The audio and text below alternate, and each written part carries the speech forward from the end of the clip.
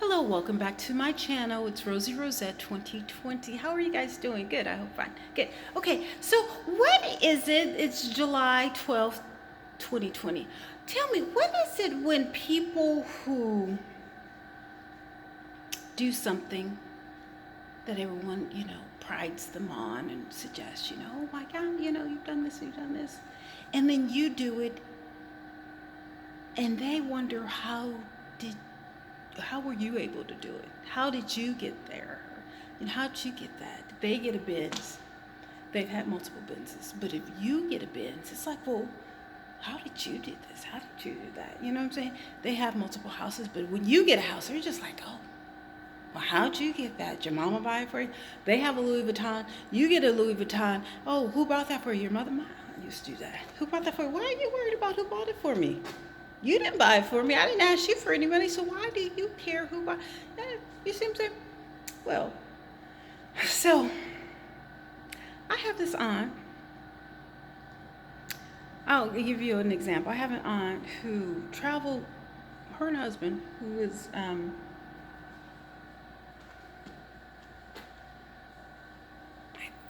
what does he do? I think he designs the lens for space shuttles or spaceships, or I don't know, he does something. He has a very affluent job, okay? So, she speaks French. The daughter went to French school, whatever, and they would go to France and, travel like every year, maybe multiple times a year. They would go to France. She speaks French, fluent French. Now, how well of fluency does she speak it? I don't know if it's a first grade level, fifth grade level, high school, college, or whatever. But she can speak it. People can understand it. Not like me. I went to Senegal and they were like, when you come back, we want you to come back. But when you come back, you gotta learn French. You can't come to a country and not know our language. Okay? Thank you. So, I got the travel bug. I've always had the travel bug, but I got the bug and I really, put my foot in. And I think I went to Europe 3 times in 1 year. Yeah, I think so. That was a good year. Was it 3 times? 2 or 3 times in 1 year. I'll say twice in 1 year. Yeah, twice in 1 year. Anyway, but I went all over. One time I would travel backpacking for a month or whatever. But anyway, so she corners me and she says, so how are you able to travel? It's like, well, book a flight and I pay for it and I go. She said, no.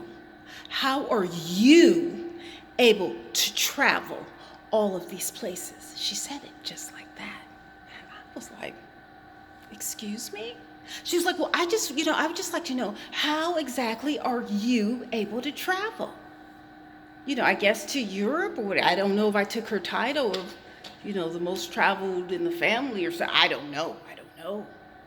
I didn't know that, I had to call her for approval in order to fly to Europe.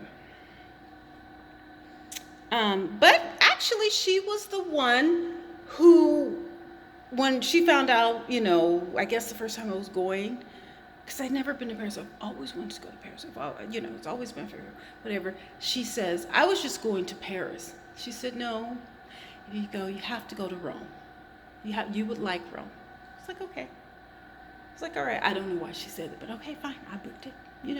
I love taking constructive criticism or suggestions. Okay. She, I looked up to her because she, travel to Europe a lot. And well, that's what you're supposed to do. You're supposed to take suggestions and ask questions. And okay, fine, I got you. I went to Rome. So I booked a trip to Paris, Rome, and Barcelona. Rome was absolutely amazing. I myself would not suggest someone like me, if you're going to Italy, to Rome, I would suggest Milan or Florence or Venice, okay? That's just me. So, word to the wise. If you're going to Italy, Venice. To me, Venice would be my first stop. I've never been to Florence, but I heard it's beautiful.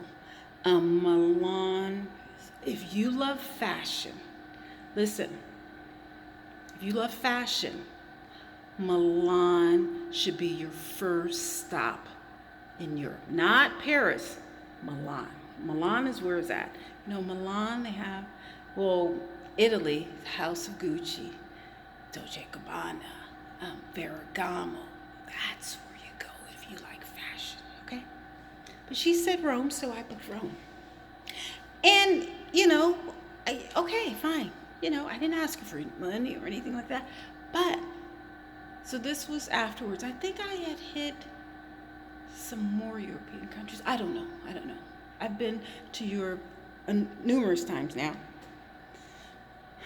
But the way she said it, how is it that you are able to travel so much?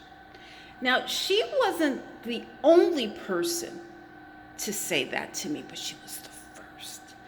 And I was like, I didn't say that because that's my own. I was just like, I was really taken back. And I'm saying all this to say, what's up with our people? What? Why is it when we see one of us coming to our level or succeeding at what we value or do best, we get intimidated? And it's not even black people. This is a human trait. You know, okay, so you got a millionaire over there. But if they see that I am my bank account or my means or my assets, you know, my stock, my jobs or whatever, my cars, my clothes or whatever, that's material, is inching up to them, they're like, oh, how are you able to do that? Who says that you are the only one who can become such, you know, a magnet for money? It's open to all of us. Just like if I see, okay, I saw, you know, I deal with homeless, whatever. When the pandemic first happened, I went to a couple of homeless encampments and I said, look, you guys are eligible for the stimulus check. Each American is eligible. So I went to a couple of them. One, it's this place in front of, it's on Coleman in San Jose. And there's, you know, so I was telling some people who I knew, I assumed were homeless, okay? I talked to them or whatever. So I told them, look,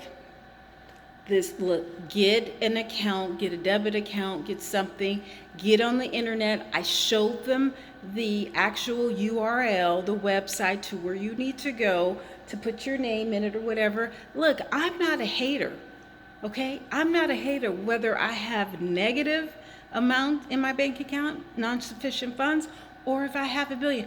I'm not a hater. I want everyone to do good. If I'm eating, I want everyone to eat. That's just how I am, you see.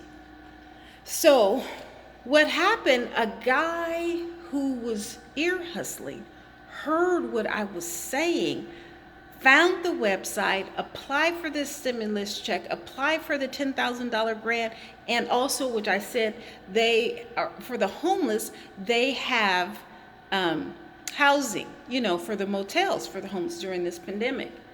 So, you know, I went back there, you know, maybe a month later, whatever. I said, what happened to a boy? I asked another guy. He said, oh, he heard what you were saying. He got $10,000 a stimulus check and he's staying in a motel. I haven't seen the guy since. Okay? He's doing better than me. You see what I'm saying? I'm not jealous, but I felt kind of sorry. I was like, well, gee, he didn't say thank. Did he, you know, send back word to say thank you? Tell him I want a finder's fee or whatever. I didn't feel a certain type of way. He's up $11,000 and he has a hotel room. That's how it's supposed to be. That was my whole point in spreading the love or spreading the knowledge. Let's say that. Spreading the knowledge. I don't mind people, you know, coming up. As a matter of fact, all of my friends are doing better than me. And I'm happy. I mean, as far as, like homes, I don't own a home. But almost all my friends, if not all of them, own homes. And I am happy. I'm happy. I want to pay those payments. You see what I'm saying? I don't want to have that stress of worry. Because if I did, I would have had a home long time ago, 20 years ago.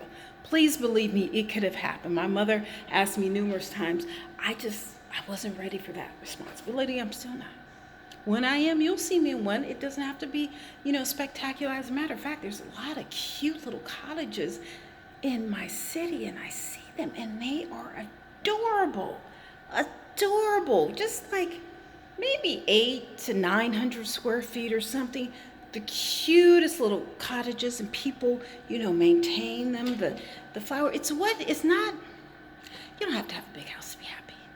You know what I'm saying? You don't have to have. You actually don't even have to have a house to be happy. I would like to own something when I die, but I'm not in a rush. When I'm ready, I will. But what I'm saying is, I'm happy for everyone. I just want people to be happy for me.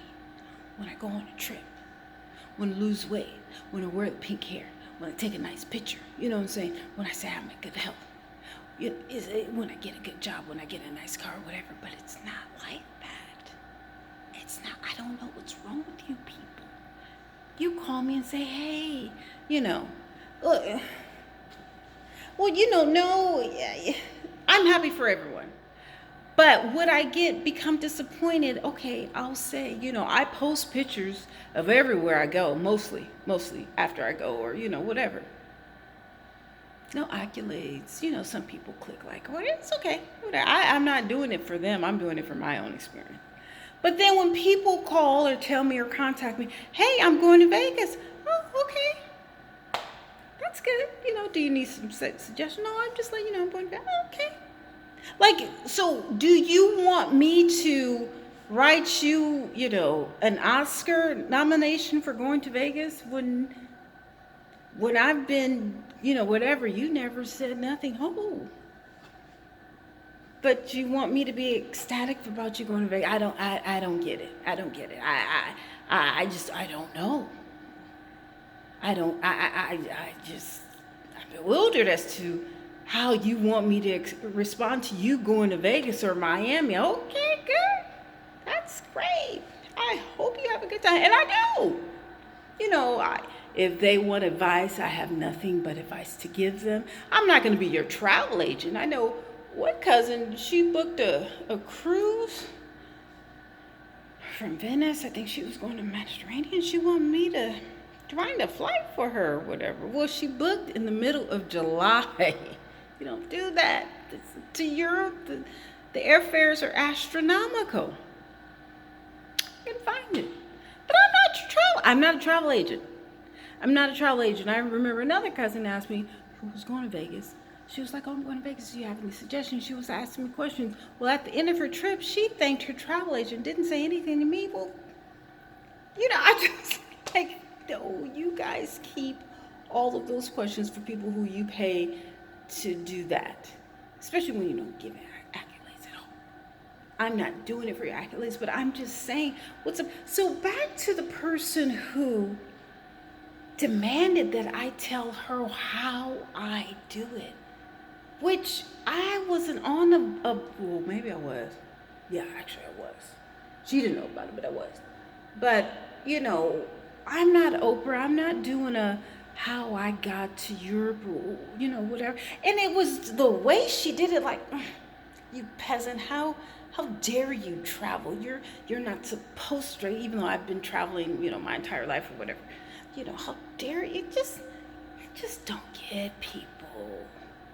Why are y'all so stank and just evil and mean, and you just, your noses are just way up there, whatever. We're all the same. I'm the same person as the guy who was the homeless people. That's why I talk to them daily.